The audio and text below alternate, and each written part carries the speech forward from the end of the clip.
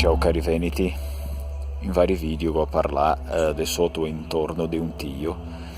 Non so mica perché, ma sempre ho pensato che era un posto speciale. E so da poco che ho scoperto che il tio era una pianta sacra agli antichi Veneti. In due soli pisasi, gli fece riunione intorno di sotto per parlare su quello che era importante.